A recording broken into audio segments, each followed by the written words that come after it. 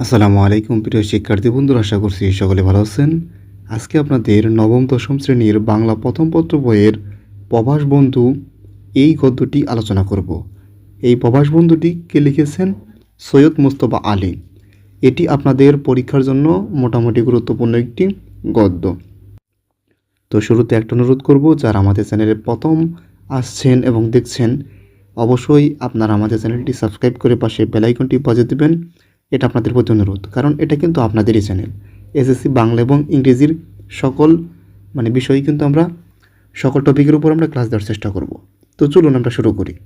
প্রবাস বন্ধুর প্রথমে আমরা কিছু প্রধান চরিত্র দেখে নিই। প্রধান চরিত্র হচ্ছে আব্দুর রহমান। তিনি কি অত্যন্ত কর্মঠ ও বহুমুখী প্রতিভার অধিকারী, অতিথিপরায়ণ ও আন্তরিক, স্বদেশপ্রেমে উদ্বুদ্ধ, সরল ও মানবিক। তার মধ্যে আর কি গুণ রয়েছে? লেখকের প্রবাস জীবনের প্রকৃত বন্ধু। তার মানে কি, সৈয়দ মুস্তফা আলীর যখন প্রবাস ছিল, বিদেশে যখন ছিল, তখন তার প্রকৃত বন্ধু ছিল। তো আসুন আমরা আসলে মূল রচনায় চলে আসি। এবং আপনারা যারা আমাদের ক্লাস করেন বা দেখেন, তারা কিন্তু জানেন আমরা কিন্তু বইয়ের হুবহু লাইন রিডিং টিডিং কিন্তু পড়াই, তা কিন্তু না। বইয়ের যে গদ্যটা আছে সেটা কিন্তু আমরা সংক্ষেপে পড়ানোর চেষ্টা করি। তো রচনার পরিচয় আমরা দেখি। প্রবাস বন্ধু একটি ভ্রমণ কাহিনী। নাম শুনে বোঝা যায় যে এটা একটা ভ্রমণ কাহিনী। এটা কিন্তু আপনাদের মধ্যে অনেকে সমস্যা হয় যে ভ্রমণ কাহিনী কি, প্রবন্ধ কি, উপন্যাস কি, গল্প কি, ছোট গল্প কি। এটা নিয়ে আমি একটা ক্লাস দেবো সামনে, সেটা আপনারা দেখলে বুঝতে পারবেন। সৈয়দ মুস্তফা আলীর বিখ্যাত গ্রন্থ দেশে বিদেশে এর ৫০ অংশ থেকে এটি সংকলিত করা হয়েছে।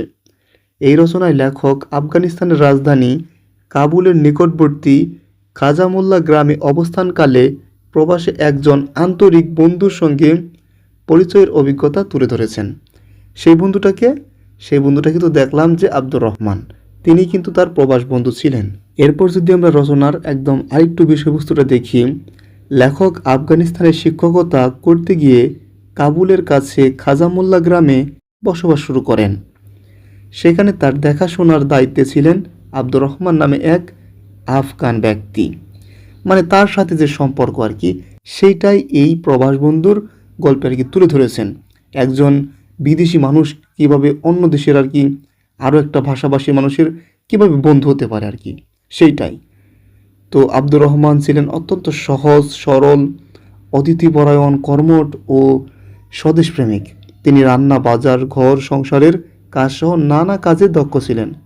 লেখক তাকে রসিকতার ছলে হরফন মৌলা, হচ্ছে সব কাজের কাজে যেটাকে বলে আর কি উল্লেখ করেছেন। তিনি সব কাজেই মোটামুটি পারদর্শী ছিলেন, এটা তিনি বুঝিয়েছেন এই হরফন মৌলা নাম দিয়ে। তো বুঝতেই পারছেন এটা একটা ভ্রমণ কাহিনী। বিদেশে লেখকের সাথে যা ঘটেছে সেটাই তিনি এই ভ্রমণ কাহিনীতে তুলে ধরেছেন। আব্দুর রহমান লেখকের আফগানিস্তানের বিভিন্ন স্থান, মানুষ, ফলমূল খাওয়ার ও প্রাকৃতিক সৌন্দর্যের কথা বলতেন। বিশেষ করে পানশির উপত্যকার সৌন্দর্য, শীতল আবহাওয়া ও স্বাস্থ্যকর পরিবেশের প্রশংসা করতেন। তিনি নিজের দেশকে অত্যন্ত ভালোবাসতেন এবং বিশ্বাস করতেন পৃথিবীর শ্রেষ্ঠ স্থান তার মাতৃভূমি।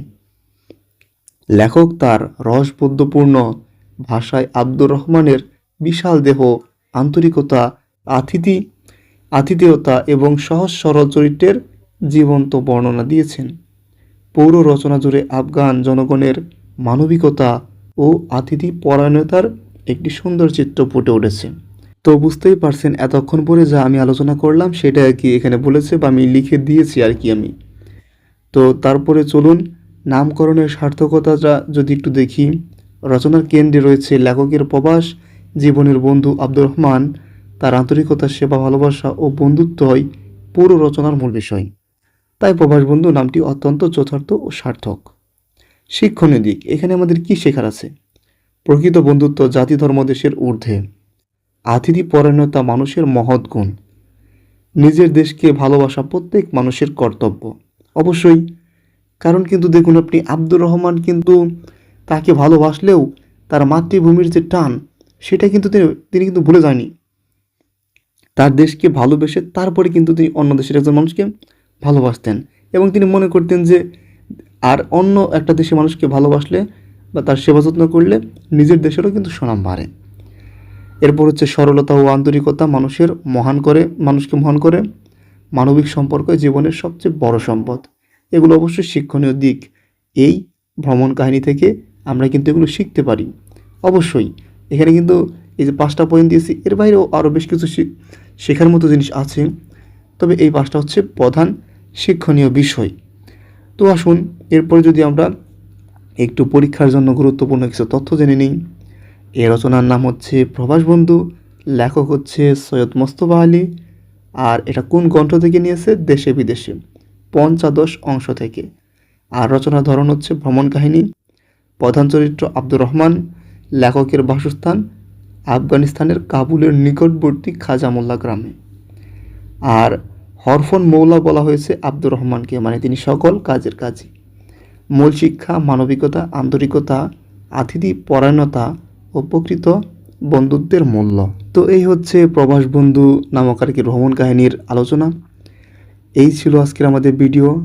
আপনাদের যদি আরও কিছু জানার থাকে অবশ্যই আমাদের কমেন্টে কমেন্ট করতে পারেন, আমরা উত্তর দেওয়ার চেষ্টা করব।